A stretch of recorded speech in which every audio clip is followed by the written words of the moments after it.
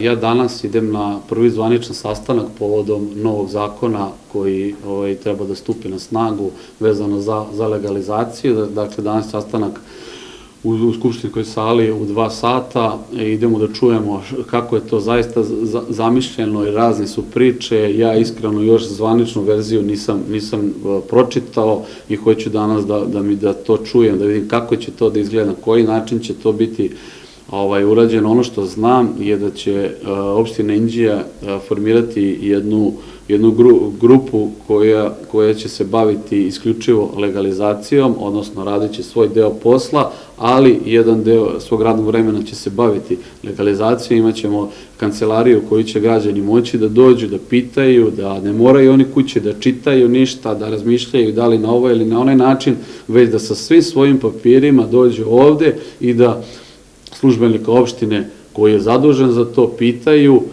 šta on treba da radi, da li ima sve papire, na koji način on može da legalizuje, kako da popuni formular, gde da uplati, tako da zaista građani ne treba da razbijaju glavu i da čitaju zakone i propise. Sada lepo je ko to razume i ko to može, ali za ono ko ne može to da razume, svakako je tu njegovu opštinu da mu pomogne i imat ćemo dakle tu jednu kancelariju gde će moći sve to da dobiju sve odgovore.